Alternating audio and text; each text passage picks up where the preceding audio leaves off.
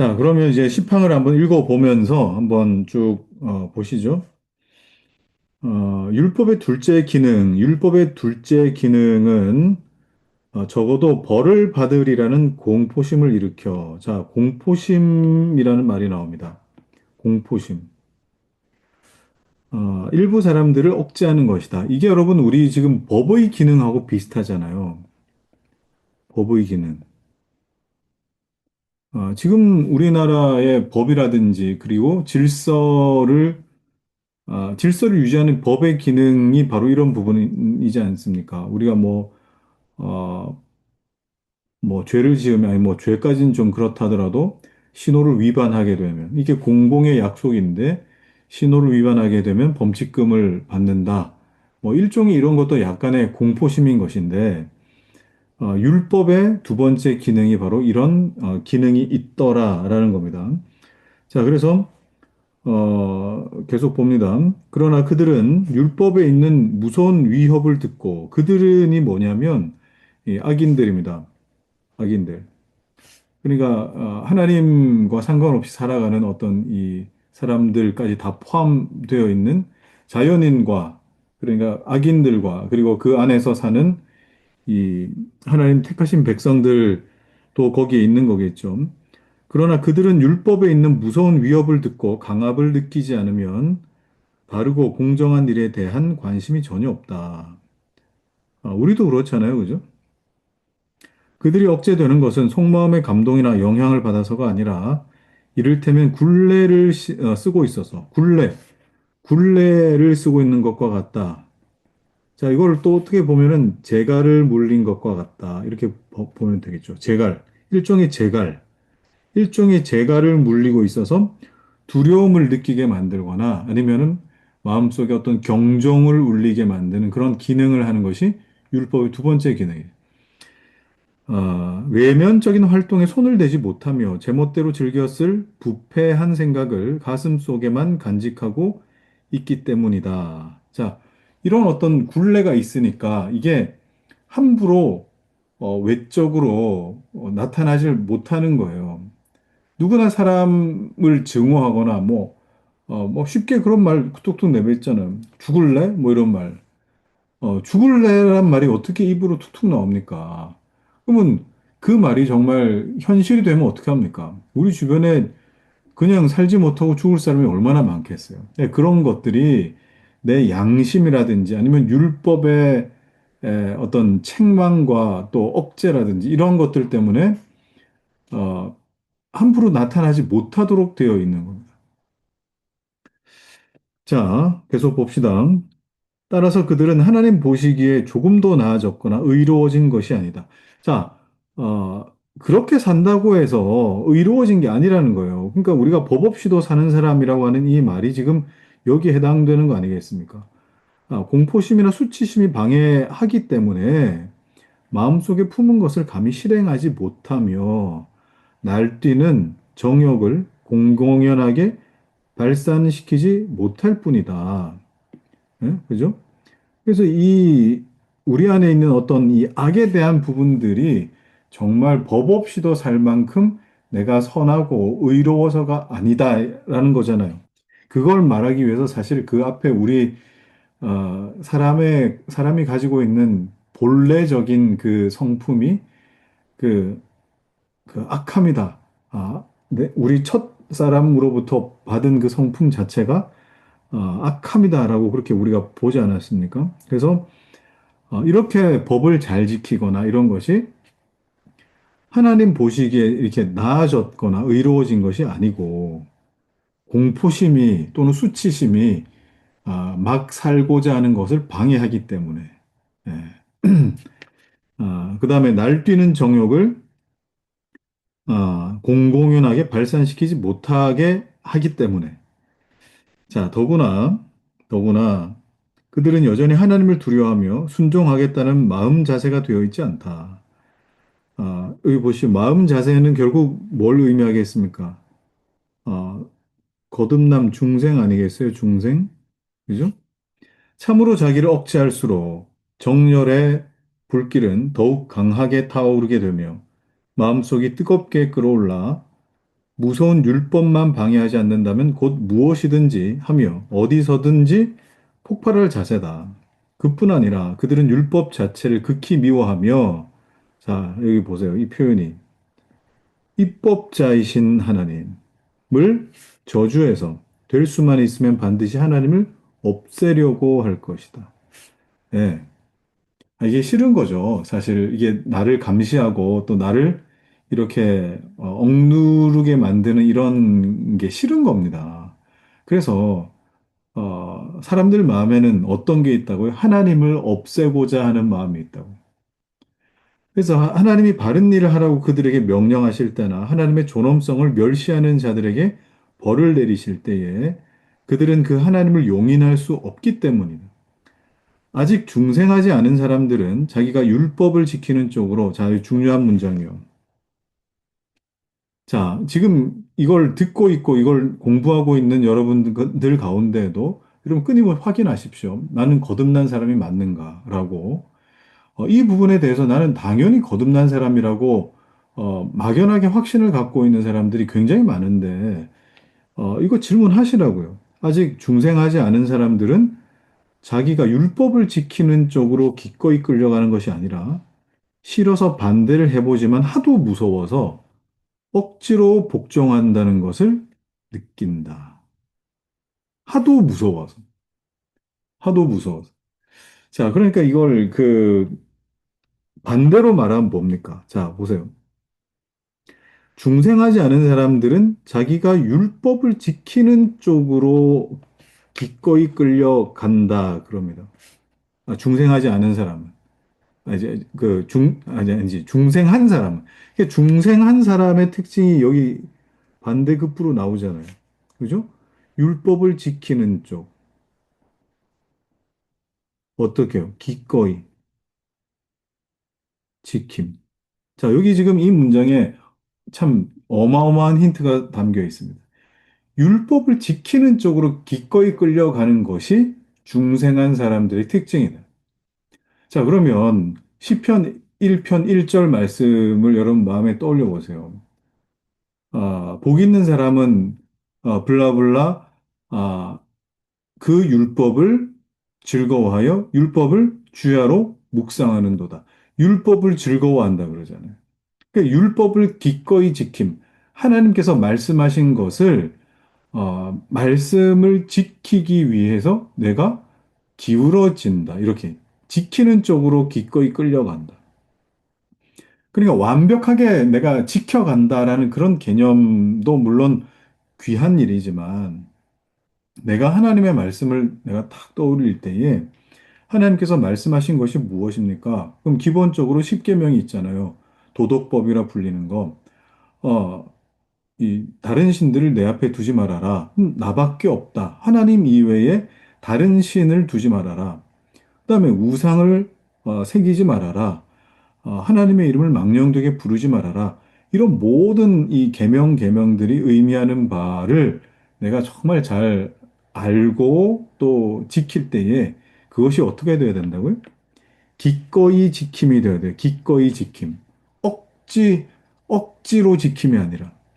그래서 예수를 믿는다고 하면서도 이런 모습들 많잖아요. 싫어서 반대를 하죠. 하도 무서워서 억지로 복종한다는 것. 예. 그래서 내가 하나님의 말씀이 나에게 어떻게 다가오나, 물론 되게 칼처럼 나를 찌를 때도 있습니다. 나를 찌를 때도 있고, 그것이 나를 여러 모양으로 재단을 할 때도 분명히 있는데, 아프지만 율법을 기꺼이 지킴으로, 지키는 쪽으로 이렇게 기우는 것인가? 아니면 무서워서 억지로 복종하는 것인가를 여러분들이 한번 보십시오. 내 영혼이 기쁜가를 한번 보셔야 돼요. 말씀이 나에게 아프게 들리거나 아니면 내 안에 어떤 이 큰 부담처럼 들리더라도 그 부담과 내 영혼의 슬픔하고는 또 다른 느낌이에요. 그 부담이 있다 할지라도 내 영혼이 이걸 원한다는 게 내가 알아요. 이걸 내가 원한 내 영혼이 이걸 원한다는 걸 내가 안다고. 이게 거듭난 자의 어떤 마음이에요. 물론 아직 그 거듭나지 못한 내 어떤 여러 가지 성품들과 충돌하기 때문에 부대끼는 부분은 분명히 있지만 율법을 지키는 쪽으로 끌려가는 것이 거듭난 자에게서 나타나야 되는 것이 옳습니다. 참 중요한 얘기죠, 그죠? 이 중생한 자, 거듭난 자는 율법을 즐거워한다. 자, 계속 봅시다. 이 억제된 또 강요된 의는 인간 사회를 위해서 필요하다. 자, 이거는 이제 율법의 일반적인 이 사회에서의 기능을 좀 더 부각시킵니다. 주께서는 만사가 소란, 혼돈하지 않고 사회가 평온하도록 이런 방법을 마련하셨다. 그러니까 이거는 어떤 민법이나 형법이나 또 사람들이 일반적으로 살아갈 때의 기초가 될 만한 헌법의 틀이 될 만한 인간 도덕 윤리적인 부분들을 말씀하셨다는 거예요. 심지어 하나님의 자녀들까지도 자 보세요. 자, 하나님의 자녀들까지도 부르심을 받기 전에, 그러니까 하나님의 그 효력 있는 성령의 부르심, 그죠? 거듭나게 하심 이전에 사전적 예비하시는 그 은혜가 있다 그랬죠. 하나님 부르십니다. 그 부르시기 전에 성결의 영을 받기 전에 어리석은 육의 욕심대로 날뛰는 동안은 이런 감독을 받는 것이 유익하다. 하나님의 벌이 무서워서 적어도 외면에 나타나는 난동을 삼가는 동안은 그들의 마음이 아직 길들여지지 않고 적지만 그래도 의의 멍에를 담당함으로 조금은 야성이 깎인다. 그 결과로 부르심을 받을 때에는 전혀 규율에 대한 초보 지식이 없는 것이 아니다. 자, 이런 부분이죠. 그래서 어, 그 누구였나요? 우리 경시경제가 처음에 이제 뭐 아내를 통해서 예수를 믿게 되고 또 그렇게 될 때에 그런 이야기를 했었어요. 자기는 교회를 다닌 적이 없는데 평소에 내가 사람으로서 아니면 정말 사람이 잘 산다라고 하는 그 부분에 대해서 어떻게 사는 것이 더 옳을까에 대해서 고민을 했던 적이 있는데 말씀을 이렇게 배워보니까, 말씀 안에 그 내가 고민했던 마땅히 사람이라면 이래야 된다라고 생각했던 부분들이 있었다는 거예요. 이미. 그게, 성경에 이런 내용이 있었네 하고 되게 놀라더라고요. 그러니까, 아, 뭡니까 이게? 하나님이 어떤 특정한 사람을 하나님께서 부르실 때에, 그가 어떻게 해요? 정말, 하나님을 알아가는 어떤 그 과정 가운데, 그가 정말 경거망동해가 완전 망나니처럼 그렇게 되지 않도록 어느 정도 이 하나님의 이 좀 강제적인 법이 그를 오히려 지키는 부분이 있다. 보존하는 은혜가 있더라 하는 부분이겠죠. 그죠? 자, 어떻게 보면 뭐 이거 여러분 모태신앙들의 어떤 특징도 이렇지 않습니까? 모태신앙들? 모태신앙들은 어때요? 무서워서 주일 성수 뭐 못하고 뭐 그러지 못 않고 어떻게든 뭐 주일 성수 하려고 하잖아요. 뭐 벌 받을까 봐. 또 그리고 뭐 11조 같은 거 이제 이야기를 하면은 어, 하나님의 것 도둑질 뭐 이렇게 이런 얘기가 말라기에 나오지 않습니까? 하나님의 것을 도둑질한다. 이게 하나님의 것을 도둑질하는 건가 보다 하고 이게 마음이 이게 막 계속 마음에 부담이 있으니까 그래도 꾸역꾸역 하는 이런 것들 이런 것들이 어떻게 됩니까? 결국 아, 마음이 아직 길들여지지는 않은 상태인데 그런 어떤 모습 가운데 내가 변해가는 이 어떤 과정들을 경험하게 하신다라는 겁니다. 자, 이런 말씀이 있죠. 디모데전서 1장 9절 10절 보세요. 법은 옳은 사람을 위하여 세운 것이 아니요 오직 불법한 자와 복종치 아니하며 경건치 아니한 자와 죄인이며 거룩하지 아니한 자와 망령된 자며 아비를 치는 자와 어미를 치는 자며 살인하는 자며 음행하는 자며 남색하는 자며 사람을 탈취하는 자며 거짓말하는 자며 거짓 맹세하는 자와 기타 바른 교훈을 거스르는 자를 위함이다.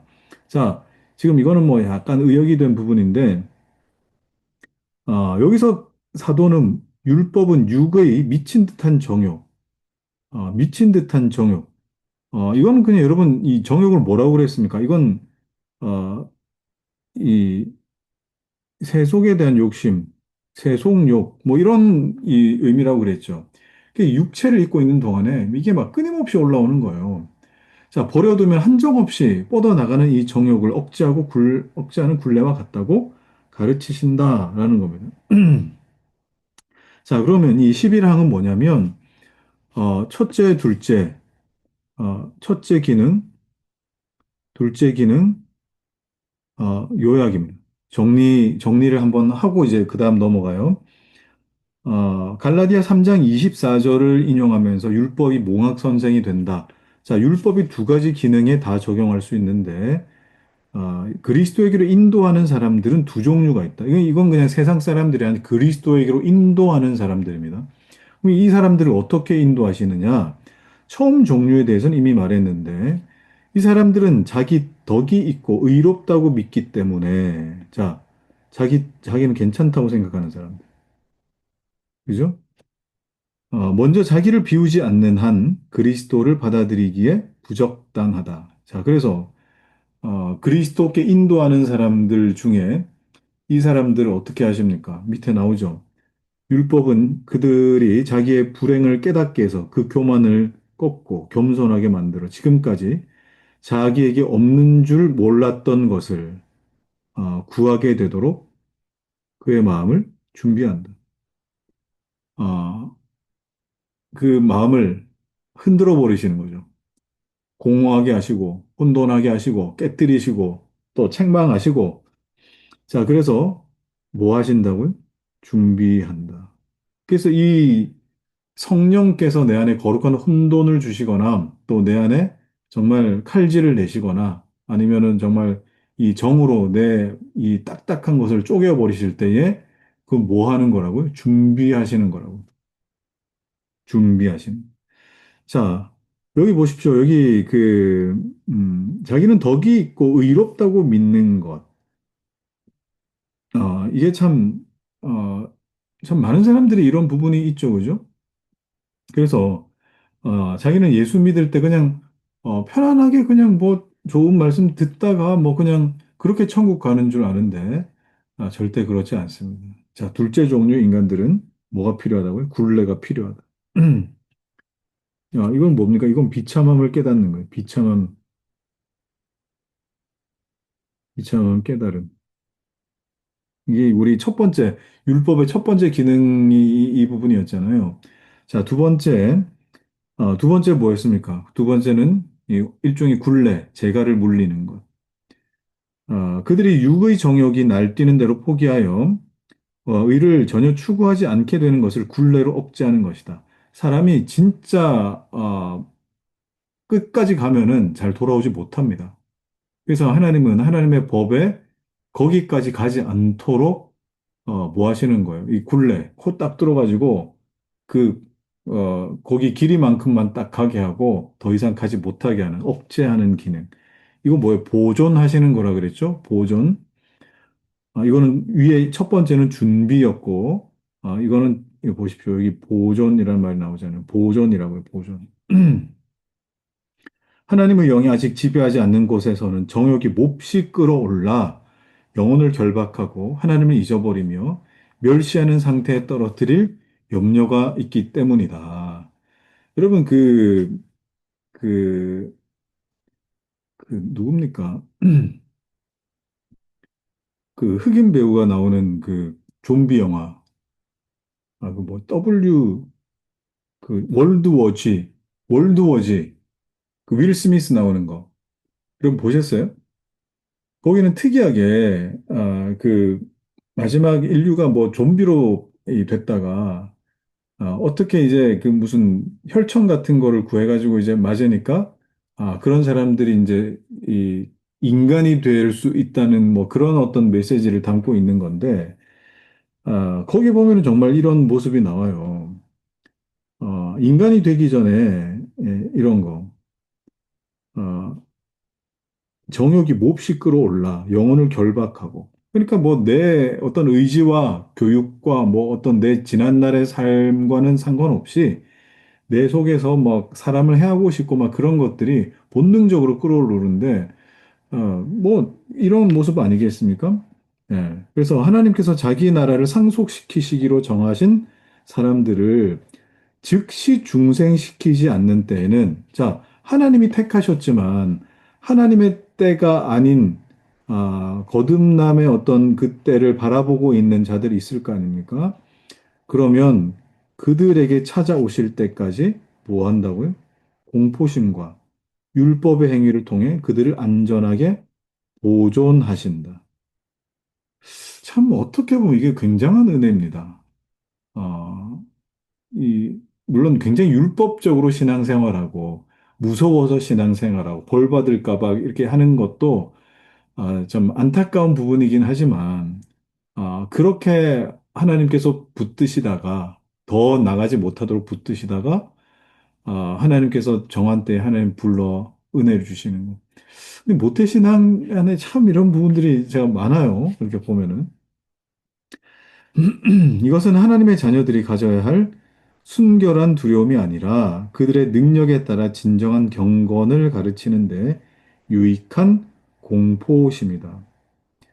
자, 그러니까 이렇게 사실 이런 보십시오.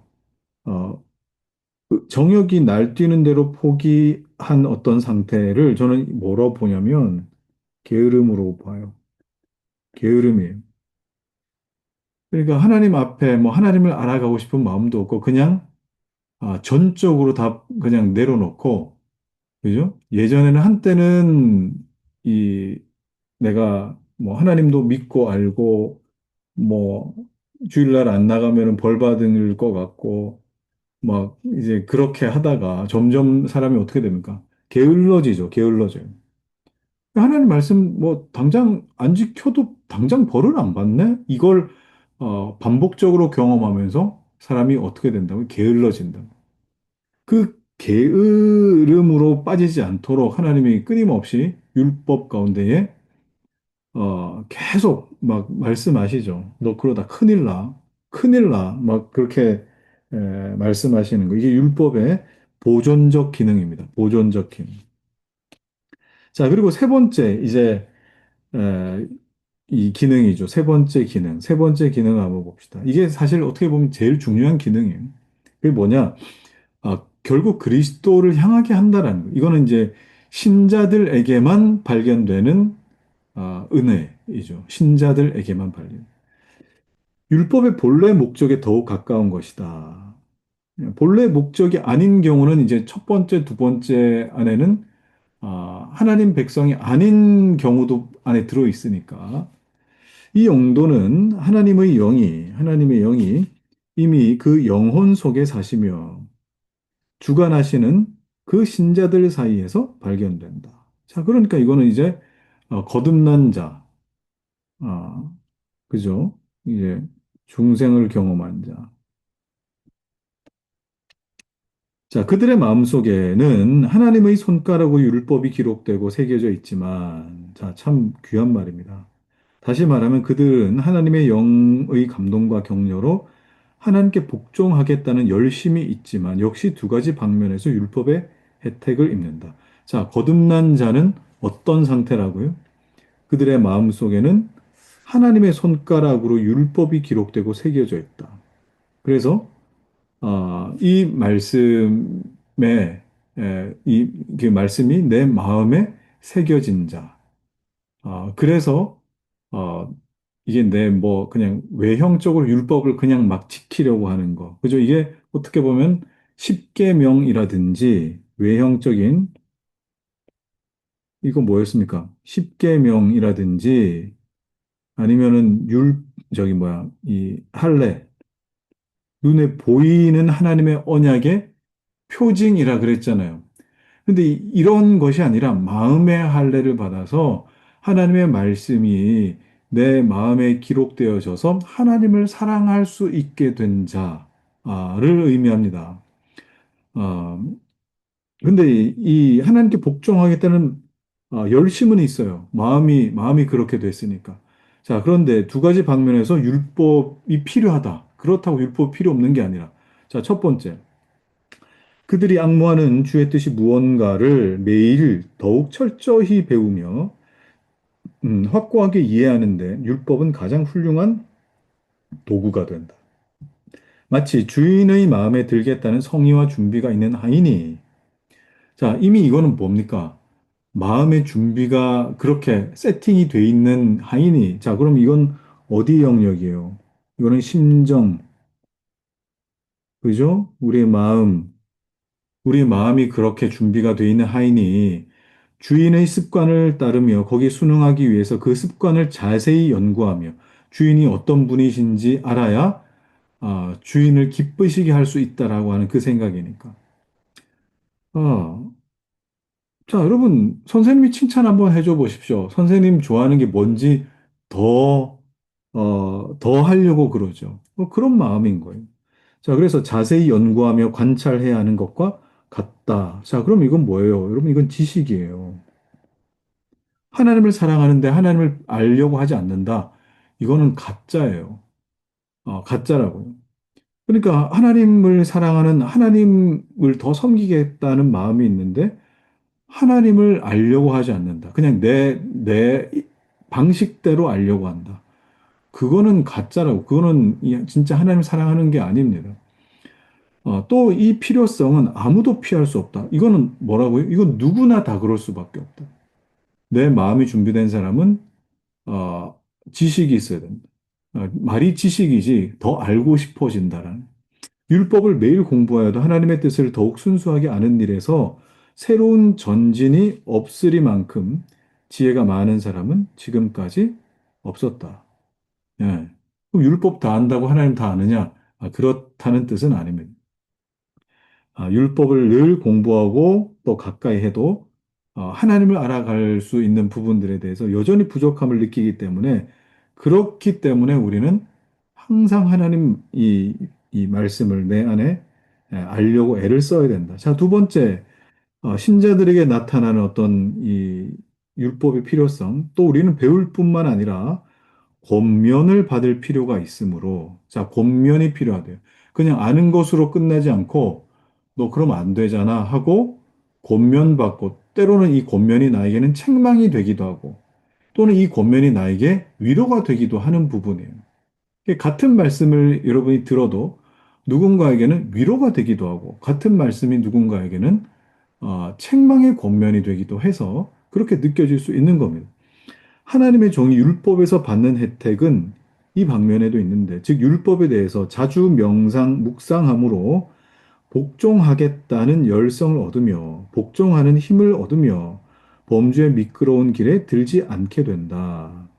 성도는 이와 같이 계속 전진해야 된다. 그들은 성령에 따라 하나님의 의를 향해서 아무리 정성껏 노력하더라도 자, 아무리 하나님의 의를 향해서 간다고 해도 누구에 의해서? 성령에 따라. by Holy Spirit이죠. 성령에 의해서 이렇게 우리가 거듭난 자가 열심히 하나님 뜻을 산다 해도 무관심한 육이, 자, 무관심한 육, 내 아직 거듭나지 못한 나의 감정이라든지 또 인식에 참 많은 영역들이 짐이 된다고, 짐이. 그래서 어떻게 된다고요? 제대로 전진할 수가 없다. 그러니까 율법은 육에 대해서 마치 가지 않는 게으른 나귀를 가게 하는 채찍과 같다. 영적인 사람이라도 육의 짐을 벗지 못하고 있는 동안은 율법이 여전히 끊임없이 자극이 되어 일시도 한 자리에 서 있지 못하게 한다. 확실히 다윗은 율법을 찬양할 때에 이 용도에 대해 여호와 율법은 완전하여 영혼을 소생케 하고 그죠? 마음을 기쁘게 하고 눈을 밝게 한다. 이게 뭡니까? 이 거듭난 자 안에서도 이런 권면이나 또는 교훈이나 책망이나 위로가 있어야 된다는 게 이게 거듭난 자에게. 마찬가지로 주의 말씀은 내 발의 등이요. 그죠? 내 길의 빛입니다. 이 밖에도 같은 시편에 이런 말씀이 많은데 바울도 이런 종류의 이야기를 했어요. 사도는 중생한 사람들에 대해서 율법이 어떻게 이용될 수 있는가 하는 것이 아니라 율법이 그 자체만으로서 사람에게 무엇을 줄 수 있는가 하는 것을 가르치는데 여기서 예언자는 율법의 위대한 효용의 가치를 선포한다. 하나님께서는 사람들에게 복종심을 불어넣으시고 그런 사람들이 율법을 읽을 때 그것을 가르쳐 주신다. 자, 중요한 얘기예요. 하나님께서 이미 율법을 들을 때에 율법이 에, 여러분 뭐 주인이 얘기한다고 다 기쁨으로 복종하겠습니까? 기쁨의 복종이 아니라 하더라도 복종심이 있다고. 아프기도 하지만 때로는 그게 부담이기도 하지만 그래도 해야지. 이런 복종심을 불어넣으시는데 그런 사람들이 율법을 읽을 때에 어떻게 된다고요? 이게 내가 틀린 반응은 절대 아니구나 라는 걸 확인할 수 있다. 자, 거기다가 거기 동반하는 은총의 약속을 붙잡는다. 이 약속만이 쓴 것을 달게 만든다.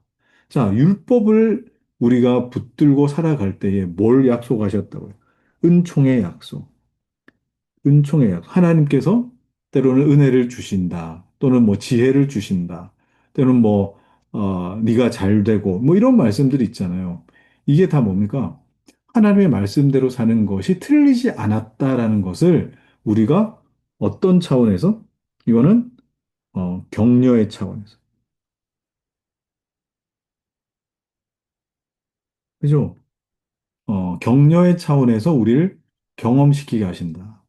만일 율법이 명령과 위협만으로 사람의 영혼을 무섭고 놀라게 하여 괴롭히며 슬프게 만든다면 율법보다 더 싫은 게 어디 있겠느냐. 다윗은 특히 율법에서 중보를 인식했다는 것을 알린다. 이 말이 뭡니까? 율법을 통하여서 내가 중보자 필요하다는 걸 다윗이 알게 됐다는 거예요. 네. 그런 은혜가 있더라 하는 겁니다. 자, 이제 13항부터는 조금 이제 첫 번째, 두 번째, 세 번째 기능을 다 설명했으니까 율법에 대한 어떤 실제적인 어떤 적용 사례 또는 이야기 이런 것들이 이제 나옵니다. 어떤 무지한 사람들은 이 구별을 이해하지 못하고 경솔하게 모세의 율법을 전적으로 집어 던지며 두 판을 벌일 때 죽음의 직분이라고 불렀어요. 율법을 어떤 사람들은. 이걸 가르치는, 이걸 고수하는 것은 명백히 그리스도만이 할 일이 아니라고 생각하기 때문이다. 자, 그러니까 예수님이 마치 율법을 폐하신 것처럼 그렇게 에, 이해를 하고, 구체적으로 이게 뭡니까? 어떤 사람들은 누구를 말하겠습니까? 율법 폐지론자들이죠. 율법 폐지론자들이에요. 율법은 필요 없다는 거죠. 율법은 필요 없다.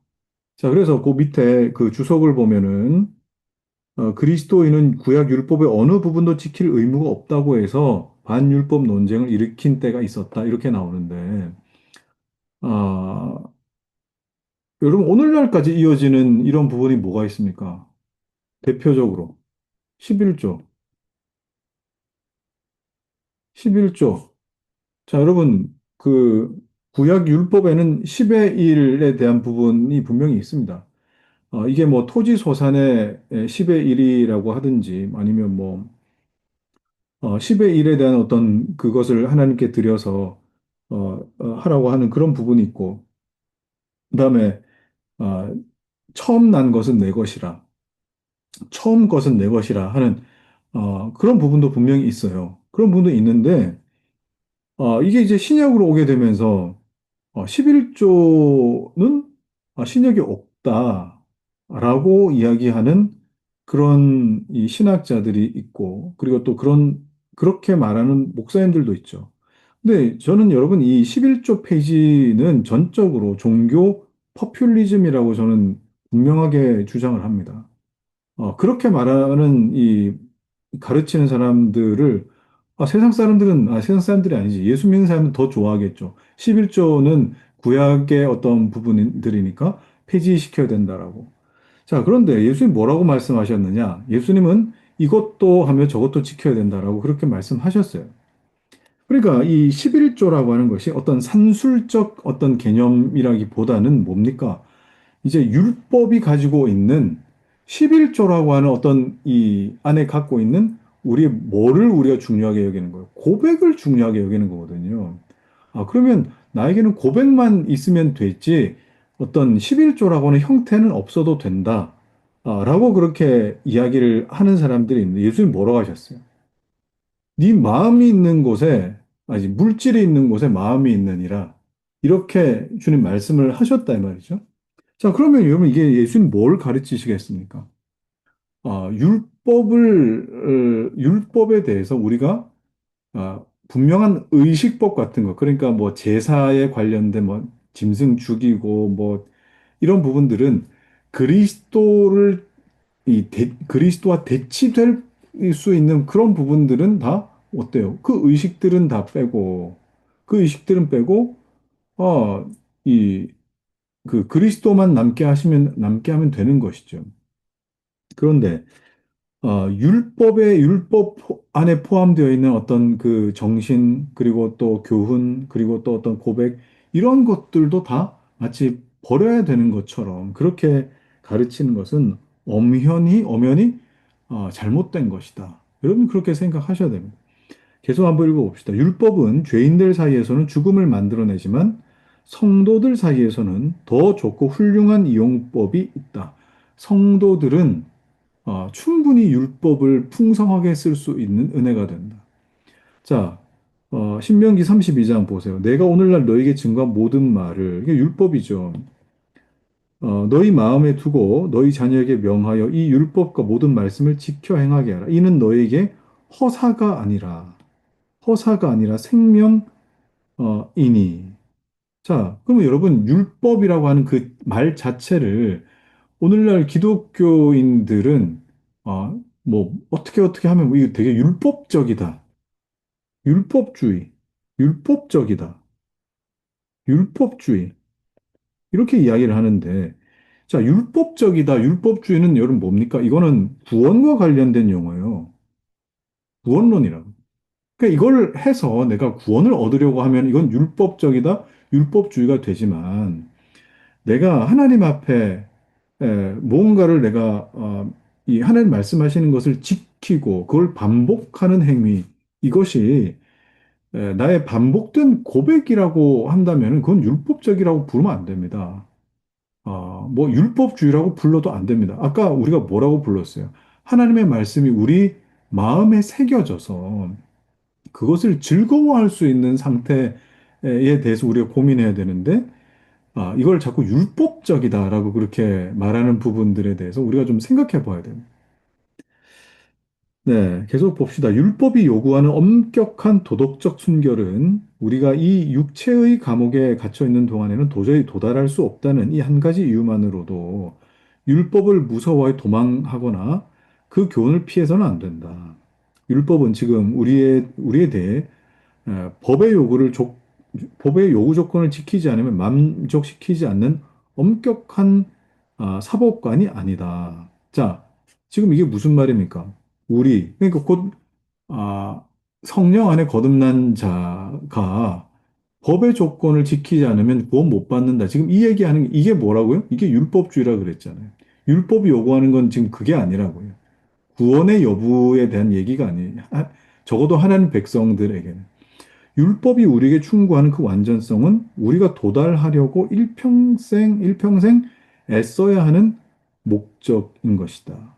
왜 그렇습니까? 이것이 우리를 어떻게 모세에 이야기한 것처럼 이건 허사가 아니고 이게 생명이라고. 이게 너희가 생명을 유지할 수 있는 방법이다. 라고 그렇게 말한 것과 마찬가지입니다. 네. 이게 우리 유익이라고 하는 것이죠. 그죠? 자, 그 다음에 계속 이제 이어지면은 율법이 어느 정도로 믿는 자에게 철폐되었는가, 폐지되었는가. 칼빈 당시에도 율법 폐지해야 된다라고 하는 그런 주장들이 굉장히 많았나 봅니다. 그래서 이 부분에 대해 보십시오. 폐지라고 하는 것은 무엇이 폐지되었다고 하는 것인가? 율법에는 신자들에게 권고하는 힘이 있다. 자, 율법은 권고의 힘이 있어요. 그죠? 아까 우리 신자들에게 이 유익한 그 두 번째 그 항목이 뭐였습니까? 어, 권면을 받을 필요가 있다라고 했잖아요. 그러니까 신자들은 율법에 권고하는 힘을 받는 거예요. 그것은 그들의 양심을 저주로 속박하는 힘이 아니라 권고를 반복해서 자, 태만한 그들을 일깨워주며 잠자는 그들을 꼬집어 자기의 결함을 보게 만든다. 네, 이런 거예요. 이런 거. 이런 거라고. 그러니까 끊임없이 목회자들이나 또는 뭐 말씀 증거하는 자들이 하나님 말씀은 그 말이 그 말인 것 같은 말씀을 계속 반복하는 이유가 뭐겠습니까? 태만한 자, 게으름 때문에 그렇겠죠. 그러므로 그 저주로부터의 해방을 말하고자 해서 신자들에게는 율법이, 즉 내가 말하는 도덕적 율법이 철폐되었다고 말하는 사람이 많다. 도덕적 율법이 뭡니까? 어떻게 보면은 십계명이잖아요. 십계명으로 대표되는 그 내용들이잖아요. 율법이 신자들에게 지금은 바른 길을 명령하지 않는다는 것이 아니라 그들에게 대해서 전과 같지 않게 되었다는 뜻이다. 여러분 이게 무슨 뜻입니까? 이거 이 십계명 준수하지 말아야 된다는 뜻이 아니라 그 의미가 이전하고는 다르게 됐다는 뜻이에요. 십계명이. 완전 지키지 않아도 된다는 뜻이 아니라, 즉, 지금은 그들에게 공포심을 불어넣으며 당황하게 만들어 그들의 양심을 정죄하며 파멸에 몰아넣지 못하게 되었다는 뜻이다. 예전에는 그런 어떤 의미였습니다. 십계명, 그죠? 그런데, 이제는 이런 식의 기능으로 존재하는 것이 아니다. 그럼 뭐냐? 우리도 똑같은 오류를 범하지 않기 위해서 율법 가운데 폐기된 것과 아직도 유효한 것을 정확히 구별해야 되는데 주께서 자신은 율법을 폐하러 온 것이 아니요 완전케 함이라 하시며 천지가 없어지기 전에는 율법 1.1획도 없어지지 않고 다 이루리라 라고 하심으로써 주의 강림으로 인해서 율법 준수가 조금이라도 경감되는 것이 아니다. 자, 예수님 오셨다고 율법 안 지켜도 되느냐? 그거 아니라는 거예요. 그죠? 이건 옳은 말씀입니다. 도리어 율법 위반을 고치려고 오셨기 때문이다. 율법의 위반을 고치려고 오셨기 때문이다. 그래서 예수님이 그 마태복음 5장에 지금 제자반 암송하고 있는 거 율법을 폐하러 온 줄로 하지 말라. 완전케 함이라. 율법 완성 이야기하고 난 다음에 예수님 뭐라고 하십니까? 간음하지 말아라. 아니, 살인하지 말아라. 누구든지 살인하면 심판을 받으리라 한 것을 너희가 들었으나 나는 너희에게 이르노니 형제에 대해서 어, 바보 멍충아 이렇게 하면 어떻게 된다고? 지옥불에 들어가게 되리라. 살인에 대한 개념을 다시 말씀해 주셨어요. 누구든지 형제에게 예배를 드리려다가 제물을 드리려다가 형제에게 원망 들을 만한 일이 있거든. 그건 냅두고 예배 드리지 말고 형제랑 먼저 가서 사과해라. 안 그러면은 하나님께서 어떻게 보면 뭐예요? 하나님의 그 심판이 있을 것이다. 이렇게까지 말씀하셨어요. 그러니까 살인 계명에 대해 어떻게 한다고요? 굉장히 높아지셔요. 나중에 보면은 여러분 살인도 나오고 그다음에 간음 나오죠. 간음하지 말라 했다는 걸 너희가 들었으나 음욕을 품고 여자를 보는 자마다 이미 마음에 간음했다. 간음 다음에 뭐 나옵니까? 이혼 증서에 대한 얘기 나오죠. 이혼 증서 써줘야 돼. 안 써주면은 그 사람을 하여금 간음하게 만들었다. 또 이혼하지 않은 자에게 장가드는 그 사람도 간음한 거다. 이 얘기하고 난 다음에 뭐 나옵니까? 맹세 나오죠. 맹세. 아무렇게나 맹세하지 말아라. 이거는 어, 그 그 십계명 제3계명에 대한 망령되게 부르는 부분들에 대한 내용이죠. 자, 그리고 뭐 나옵니까? 맹세 다음. 어, 뭐지? 어, 이 눈에는 눈, 이에는 이. 원수가 품. 원수가 품 나오잖아요. 이웃을 사랑하고 원수를 미워하라 하였다는 것을 너희가 들었지만 나는 너희에게 이르노니 원수를 사랑하고 너희를 박해하는 자를 위하여 기도해라. 원수에 대한 정의를 새롭게 해주셨어요. 자, 그리고 나서 뭐라 하십니까? 어, 그, 이제 이, 어, 이웃사람? 이웃사람입니까? 네, 그런 부분이 나오죠? 다 생각이 안 네. 자, 이런 내용들이 이제 쭉 나올 때, 어, 그 율법을 예수님은 이게, 폐지하시는 것이 아니라, 너희가 율법을 이렇게 너희가 알고 있는데, 너희 잘못 이해하고 있는 거야. 살인이라고 하는 건 이런 거야. 살인하지 말라는 거는, 간음하지 말라는 이런 뜻인 거야. 하고, 어, 세팅을 다시 해주신 거예요. 율법을 폐하러 오신 것이 아니라. 그래서, 거기 그 마태복음 5장 거의 뒤쪽 부분 보면은, 너희들이 이웃에게 뭐 사랑할 만해서 사랑하고 형제들에게만 무난하면은 세리나 이방인들보다 더하는 것이 무엇이 있겠느냐? 더하는 것.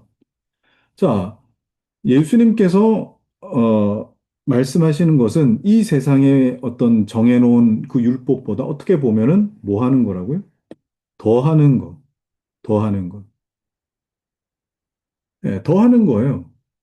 근데 더하는 게 사실 아니라 원래 이게 표준인데 우리의 어떤 이 정욕이 얼마나 들끓으면은 하나님께서 우리에게 정해주신 어떤 율법이라고 하는 게 눈에는 눈, 이에는 이. 딱 1대1 원칙 정도로만 해도 우리는 겨우 지켜가지고 산다.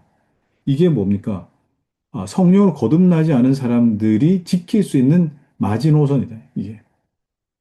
그런데 예수님은 성령으로 거듭나서 심령이 가난한 자가 되면 어떻게 된다고? 너희들 여기서 만족하지 말고 더 하는 거야. 더 하는 거라고 하셨어요. 더 하는 거. 너희는 세상의 소금이다. 그죠? 빛이다. 라고 하시는 것이 뭡니까? 우리의 정체성을 새롭게 먼저 세팅해 주시고 그 세팅된 사람들은 계명, 이 세팅된 사람들이 지켜야 할 율법을 다시 세팅해 주시는 거. 이게 마태복음 5장이에요. 그게 천국에서의 삶이라고요. 그러면 이걸 듣고, 난 천국이 좀 빡세서 나 가기 힘들 것 같은데, 가지 마세요, 그럼.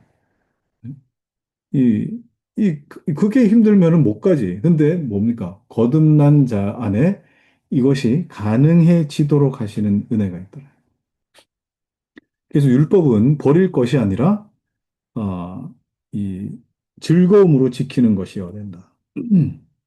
그래서 율법 폐지론자들의 어떤 부분들이 맞지가 않다 하는 겁니다. 자, 그 다음에 율법은 더 이상 우리를 정죄하지 않는다는 의미에서 폐기되었다. 그렇죠. 우리를 더 이상 정죄하는 그런 어떤 기능으로서는 폐기된 게 맞습니다. 바울이 저주에 대해서 하는 말은 그 의식 자체에 대한 것이 아니라 양심을 속박하는 계명의 힘에 대한 것임은 의심할 여지가 없다. 율법은 가르칠 뿐 아니라 그 명령을 솔직하게 실시한다. 실시하지 않으면 어떻게 해요? 율법은 저주의 벼락을 내린다. 그죠? 의무를 지키자면 저주의 벼락을 내린다. 그렇기 때문에 바울은 율법 행위에 속한 자들은 저주 아래에 있나니 기록된 바 율법책에 기록된 대로 온갖 일을 항상 행하지 않는 자는 저주 아래에 있는 자다. 자, 율법 행위에 속한 자라고 하는 것은 죄의 용서에서 우리를 엄격한 율법에서 어, 자, 이거는 이렇게 따옴표를 하나 해야 되겠네. 용서에 이건 따옴표가 아닌가요? 음. 죄의 용서에 우리를 엄격한 율법에서 해방하는 그 용서에 이게 따옴표 해야 되겠네. 그죠? 죄의 용서에 우리를 엄격한 율법에서 해방하는 그 용서에 자기 의의 근거를 두지 않는 사람이다. 자, 여러분 간단하게 말하면 뭡니까 이게? 예? 이게. 그러니까 이게 몇 장에? 예. 간단하게 말하면 이 율법 행위 자체에 용서의 근거를 두고 있다라고 하는. 그러니까 내가 이렇게 했으니까 용서받을 거야라고 하는 그 사람은 사실 저주 아래 있는 자다라고 하는 거예요. 그러므로 그는 율법의 속박하에 비참하게 멸망하고 싶지 않으면 우리는 반드시 그 속박에서 풀려나야 된다 하고 가르치는 것이다. 자, 의식적인 율법. 의식들은 문제가 별개로 취급돼야 되는데 의식들은 효과가 없어진 것이 아니라 사용하지 않게 되었을 뿐이다. 자, 여러분이 잘 기억하셔야 돼요. 효과가 없어진 게 아니에요. 사용하지 않게 되었을 뿐. 그러면 의식의 효과는 다 살아있다는 뜻이겠죠. 그러면 그 의식은 뭡니까? 제사의 의식, 그다음에 정결의 의식, 그다음에 절기에 대한 의식, 이런 의식은 효과가 없어진 게 아니라 그냥 효과만 살아있다라고 해야 돼. 왜? 그리스도가 대체하셨기 때문에. 그리스도로 대체됐기 때문에. 그리스도가 강림하셔서 의식을 끝내셨지만 그 신성은 조금도 빼앗기지 않으시고, 그 신성은 조금도 빼앗지 않으시고, 도리어 인정하시며 존중하셨다. 만일 그리스도의 죽음과 부활의 권능이 의식들에서 나타난 것이 아니라면 그것은 구약 백성에게 허무한 외관을 제공했을 것이다. 그와 같이 만일 의식들이 폐지되지 않았다면 우리는 지금 의식을 정한 목적을 알 수 없을 것이다. 자, 그러면 여러분, 예수님께서 6월절 만찬, 6월절 만찬을 지키신 걸 일부러 보여주셨어요. 성경의 기록자들은 그걸 다 복음서들이 다 기록하고 있어요. 그럼 6월절이라고 하는 건 뭡니까? 어떻게 보면 의식이잖아요. 의식. 근데 예수님이 그 의식을 통해서 사실 6월절 지킴을 통해서 뭘 보여주십니까? 성찬을 보여주시잖아요. 떡을 떼는 거, 잔을 나누는 거.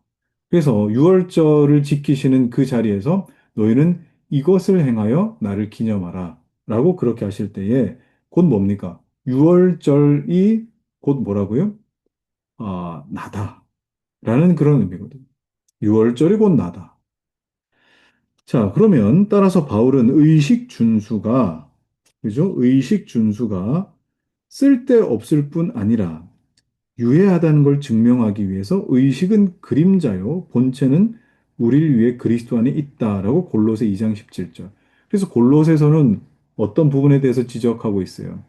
절기라든지, 그다음에 뭐 제사라든지, 뭐 금식이라든지, 할례라든지 이런 의식에 대해서 여기에 우리가 갇힐 필요가 없다라고 그렇게 이야기를 한 거예요. 왜 그렇습니까? 이게 다 그리스도 안에서 다 이 대체될 수 있는 것이고, 뭐는 살아있어요? 뭐는 아, 그 효과, 그 의식의 효과가 그리스도 안에서 더 분명하게 나타내 보여집니다. 자, 그러므로 이미 자기를 분명히 계시하신 그리스도를 의식이 상징하는 것보다 멀리서 또는 휘장으로 가리워 있듯이 상징하는 것보다 지금은 의식이 폐기되었기 때문에 진실이 더 잘 빛난다는 것을 우리가 알 수 있다. 그렇죠? 자, 마지막 17항. 어, 바울이 지적한 것 가운데 좀 어려운 점이 있는데, 이 부분은 여러분들이 이제 앞에 걸 정리를 하면은 이 부분들은 그렇게 어렵지 않습니다. 뭐 더 어려운 점이 있다고 했는데 그렇게 어렵지 않아요.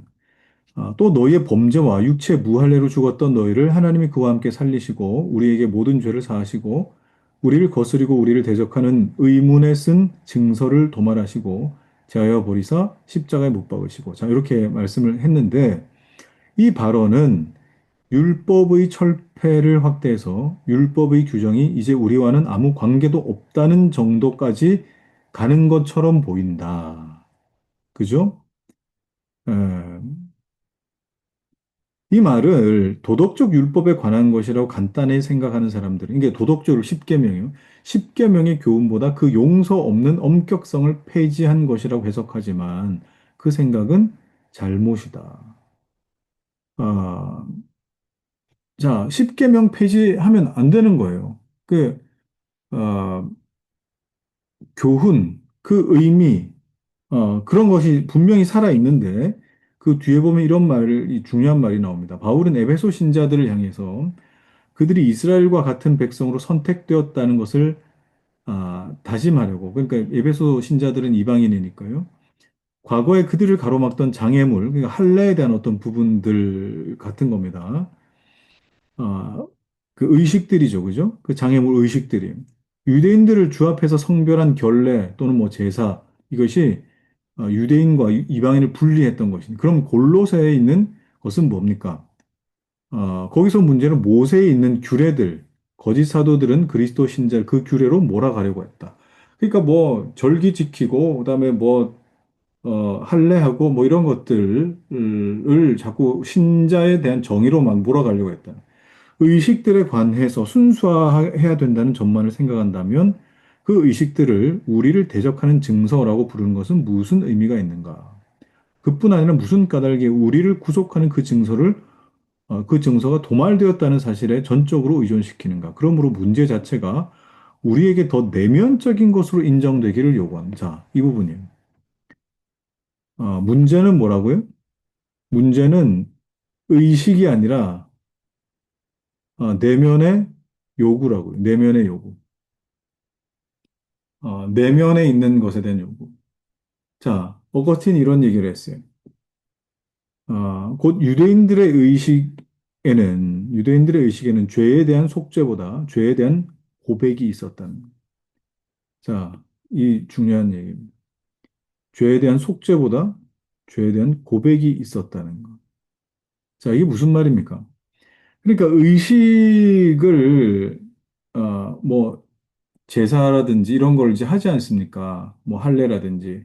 그러면, 뭐, 이런 의식을 통해서 뭐, 번제를 드리거나 이렇게 하면은, 그 의식을 반복하면 반복할수록 속죄를 경험하느냐가 아니라 죄에 대한 고백을 계속 경험한다는 겁니다. 죄에 대한 고백. 그죠? 그러니까 의식을 통해 속죄를 생각하기보다는 죄의 어떤 반복을 고백한 것에 지나지 않는다라는 의미입니다. 자, 계속 봅시다. 유대인들이 제물을 드림으로써 얻은 것은 자기들은 죽을 죄를 지었다는 고백에 불과하지 않았는가. 그러니까 속죄를 완성할 수가 없었기 때문에 계속 이거의 반복 아닌가라는 거예요. 그들은 자기 대신에 결례를 드렸다. 그들이 결례로 얻은 것은 자기의 불교를 고백하는 데 불과하지 않았는가. 그죠? 이와 같이 그들은 항상 자기 죄와 불결에 대한 증서를 어떻게 했다고요? 죄와 불결에 대한 증서를 갱신한 것이다. 자, 그러면 제사나 또는 어떤 뭐 그런 그 의식에 대한 부분에서 이 속죄에 대한 어떤 그 내용을 반복했다기보다는 뭘 반복한 겁니까? 내 안에 죄에 대한 그 고백, 네, 고백을 반복한 것으로 봐야지. 그 행위가 반복됐다라고 봐서 되겠느냐, 라는 거겠죠. 그죠? 그렇기 때문에 사도의 글에 구약 아래에서 없어지지 않던 범죄가 그리스도가 죽으신 후에 속량될 수 있게 되었다고 한다. 그러므로 사도가 의식들은 그것을 지키는 사람들을 대적하는 증서라고 하는 말은 옳다라는 거죠. 이런 의식을 통해서 그들은 자기의 유죄와 불교를 공개적으로 확증했기 때문에.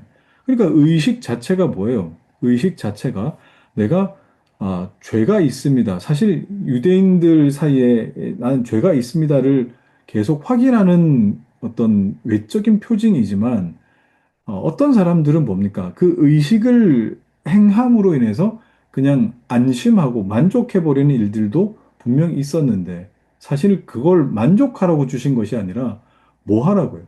유죄와 불교를 공개적으로 확증하는 그런 이 자리라는 거지 않습니까? 그러니까, 사실 의식보다는 뭐가 드러나는 거예요? 죄에 대한 자백이 자꾸 드러나는 것 뿐이에요. 의식이 아니라 자백이에요. 의식이 아니라 자백이라고. 자, 중요한 부분입니다. 거짓 사도들이 그리스도 교회를 다시 의식 준수의 의무로 얽매려고 했을 때, 바울은 정당한 논거에 입각해서 의식의 중국적인 목적을 심원한 말로 다시 규정하며, 골로새 신자들 향해 만일 이 모양으로 끌려서 의식적 율법에 얽매게 된다면 그들은 어떤 위험에 빠지게 될지 경고했다. 그들은 동시에 그리스도의 혜택을 빼앗기게 되었기 때문이다. 자, 그래요. 이런 겁니다. 이런 거. 어, 그리스도께서 일단 영원한 속죄를 완수하신 후에 매일 준수하던 의식을 죄를 증거할 뿐이고 말수하는 데는 아무 공헌도 할 수 없는 그 의식을 철폐하신 것이다. 자, 그러면 여러분, 교회 안에서도 얼마나 많은 의식 같은 내용들이 있습니까? 그죠? 아까 제가 언급했던 11조 생활하십시오. 주일 성수하십시오. 다음에 말씀 보십시오. 뭐, 말씀이 뭐, 여러분, 뭐, 흔히들 아는 큐티, 이런 것들로 이제 뭐, 기타 등등. 자, 이렇게 쭉 진행이 될 때, 나는 11조 했다. 나는 주일 성수 했다. 아니면 나는, 오늘 하루의 말씀을 내가 묵상하고 봤다. 자, 이게 뭐가 되는 경우가 많다고요? 의식이 되어버린 경우가 많다고. 의식이. 근데 여러분이 이 일들을 통해서 여러분들이 발견해야 되는 것은 의식의 행함이 아니고요. 뭡니까? 고백이라고, 고백. 내가 하나님 앞에 이 고백을 할 수 있음을 인하여 하나님 앞에 감사하고 또는 이 부분에 대해서 내가 내 안에 죄밖에 없음을 인하여 죄에 대한 고백을 하는 이 고백이 중요한 것이지 의식 자체가 여러분 의미를 갖고 있는다고 여러분 생각하면 안 됩니다. 자, 그러면 그 7장을 좀 정리하면은 율법의 기능 세 가지가 있었죠. 첫 번째는 뭡니까? 첫 번째는 비참하게 만든다. 사람을. 이 준비라 그랬어요. 그다음에 두 번째 뭡니까? 두 번째는 어, 이, 이 공포. 이거는 유지 또는 에, 보존, 보존이라 그랬죠, 그죠? 세 번째는 뭡니까? 곧 그리스도 안에서 약속. 그리스도께로 이끄신다는. 결국 율법은 그리스도께로 향하게 하신다. 그럼 이렇게 정리를 하셔야 옳습니다. 자, 오늘 여기까지 하겠습니다. 기도하겠습니다. 하나님, 감사합니다. 거듭난 자의 마음에 하나님의 율법, 말씀을 새겨주실 때에 이것이 우리에게 즐거움이 되어서 주야로 묵상케 되는 하나님 말씀을 끊임없이 갈급하게 되는 그 은혜를 우리에게 허락하여 주옵소서. 예수 그리스도의 이름으로 기도하옵나이다. 아멘. 자, 우리